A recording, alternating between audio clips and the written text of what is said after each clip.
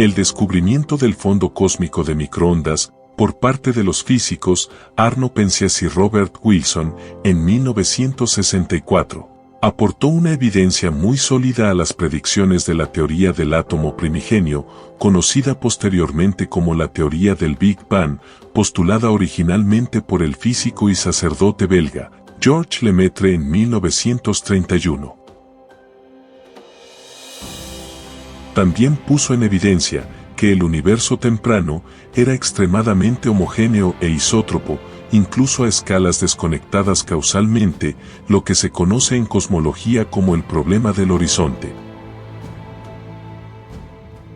Este problema consiste en comprender por qué, actualmente, la distribución de la materia y la radiación en el universo es prácticamente homogénea en todas sus regiones.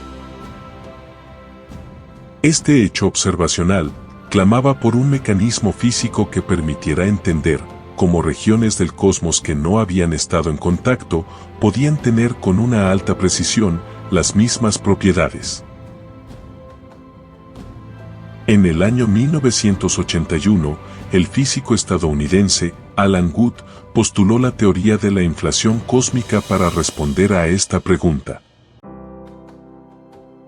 Esencialmente, la teoría de la inflación cósmica postula que, si el universo hubiera atravesado una etapa de expansión exponencial, que hubiera dejado desconectadas regiones, que sí habían estado en contacto en los primeros instantes del universo, los datos observacionales podían ser explicados. Es importante tener en cuenta que la expansión sería exponencial, porque la distancia entre dos observadores fijos se incrementaría de forma exponencial debido a la métrica de la expansión del universo. Es decir, las condiciones físicas desde un momento al siguiente serían constantes, lo que conllevaría a altos niveles de simetría. Los científicos pensaban que, después del Big Bang, lo que cabría esperar era una distribución heterogénea de la materia en el espacio. Esto debería ser así debido a que, en unas condiciones iniciales de expansión de un universo que estuviera sometido a las mismas leyes físicas que las actuales, la materia se acumularía en grupos más o menos concretos, que se distribuirían desde ese momento en adelante en grupos separados. Esto conllevaría la creación de grandes entornos vacíos en el propio espacio, así como otros entornos sobrecargados de materia. Sin embargo, la realidad cuando se observa el universo es que la distribución de materia y radiación es prácticamente homogénea, tanto en sus regiones centrales como en las más exteriores. De este modo, cobra fuerza la teoría inflacionaria como un escenario posible en el que tendría lugar la inflación exponencial del universo primigenio, y que serviría para explicar la distribución actual de materia y radiación en el cosmos. La inflación es un proceso que, actualmente, estaría considerado como parte integrada en el modelo cosmológico estándar del Big Bang, y la partícula elemental hipotética que formaría parte del campo que sería la responsable de la inflación es denominada inflatón. El inflatón es un campo escalar como el campo de Higgs, responsable de un incremento en el tamaño del universo de 25 órdenes de magnitud durante una millonésima de billonésima de segundo. Es decir, una magnitud de 10 elevado a menos 30. Un crecimiento tan rápido y tan grande del radio del universo resulta en un universo plano, homogéneo e isótropo similar al observado en la actualidad. Los detalles de la inflación cósmica dependen del potencial de autointeracción del inflatón.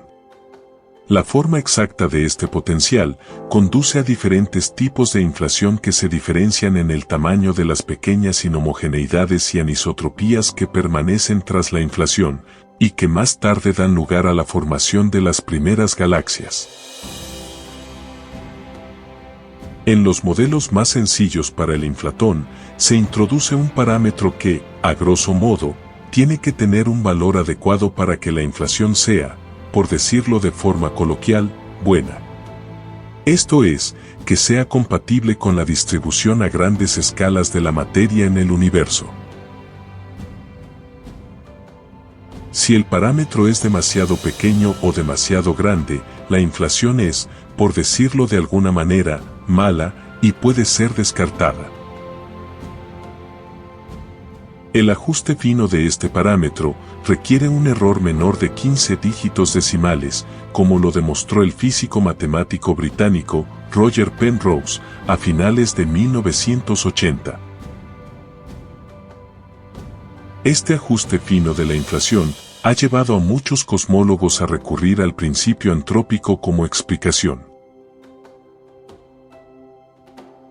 En cosmología, el principio antrópico establece que cualquier teoría válida sobre el origen del universo tiene que ser consistente con la existencia del ser humano. En otras palabras, si en el universo se deben verificar ciertas condiciones para nuestra existencia, dichas condiciones se verifican ya que nosotros existimos. Los diferentes intentos de aplicar este principio al desarrollo de explicaciones científicas sobre la cosmología del universo han conducido a una elevada controversia entre científicos y filósofos. Un problema adicional de la inflación, descubierto en 2008 por el físico británico Gary Gibbons y el físico sudafricano Neil Turok, es la inflación eterna. Gibbons y Turok postulan que en la gran explosión o Big Bang es muy probable que hayan surgido infinidad de universos burbuja, cada uno con sus propias leyes físicas, siendo el nuestro uno entre dicha infinidad. Estudiando la probabilidad de que aparezca un universo como el nuestro en el multiverso, resulta que esta probabilidad es muy baja. Finalmente, el último gran problema de la inflación es la determinación del momento en el que para. Si para en el momento adecuado o después, no tendríamos un universo como el que observamos. Pero la probabilidad de que el campo del inflatón pare la inflación en el momento adecuado para lograr un universo plano como el observado, resulta un número muy pequeño. En resumen, la inflación es una idea maravillosa para explicar el universo, pero sus detalles técnicos implican ideas poco intuitivas y difíciles de probar por medio de observaciones astronómicas. Sin embargo, la búsqueda inclaudicable por parte de los científicos continúa mostrándonos resultados que desafían nuestra propia concepción de la realidad y la forma en que entendemos las leyes que rigen el universo.